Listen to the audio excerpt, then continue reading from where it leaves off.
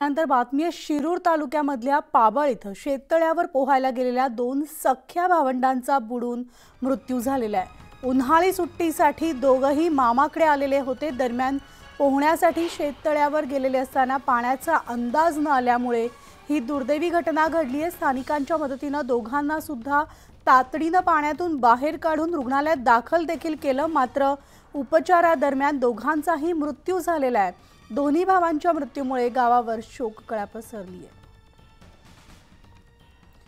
तर आमचे प्रतिनिधी रायचंद शिंदे आपल्या सोबत आहेत। रायचंद, अतिशय धक्कादायक आणि दुःखद घटना शिरूर तालुक्यातल्या पाबळ इथं घडलेली आहे। काय आहेत नेमके या घटनेसंदर्भातली माहिती? मनाली, आपल्याला माहिती आहे उन्हाळ्याच्या सुट्ट्या लागलेल्या आहेत आणि मुलं शक्यतो आपल्या मामाच्या गावाला किंवा इतर ठिकाणी जात असतात। असाच प्रकार घडलेला आहे शिरूर तालुक्यामध्ये। हे दोघे सख्खे भाऊ आहेत, आपल्या मामाकडे सुट्टीसाठी आलेले होते आणि ज्यावेळेस दुपारच्या वेळेस ते आपल्या आजोबांसोबत मळ्यात शेळ्या चारण्यासाठी निघालेले होते, पण उन्हाचा कडाका इतका जबरदस्त असल्यामुळे जवळच असलेल्या तळ्यावरती दोघे सुद्धा आजोबांची नजर चुकून त्या तळ्याकडे गेले आणि दोघांनी पण पाण्यामध्ये उड्या मारल्या।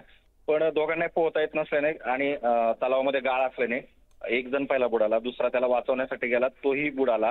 ज्यावेळेस आरडाओरड सुरू झाली त्यानंतर आजोबा त्या ठिकाणी आले, गावकरी आले आणि ह्या सगळ्यांनी त्या मुलांना बाहेर काढण्याचा प्रयत्न केला। स्थानिक जवळचं जे रुग्णालय होतं त्या ठिकाणी त्यांना दाखल सुद्धा करण्यात आलं, पण दाखल करण्यापूर्वी दोघांचाही मृत्यू झाला असं लक्षात आलं होतं। खरं तर उन्हाळ्याचे दिवस आहे आणि मुलांनी किंवा इतर नागरिकांनी सुद्धा नवीन ठिकाणी जाताना किंवा एखाद्या तलावात जाताना आपल्याला पोहता येतंय की नाही किंवा तलावाची खोली किती याचा अगदी बरोबर, याची खबरदारी घेणं अत्यंत गरजेचं आहे। धन्यवाद या सविस्तर माहितीसाठी।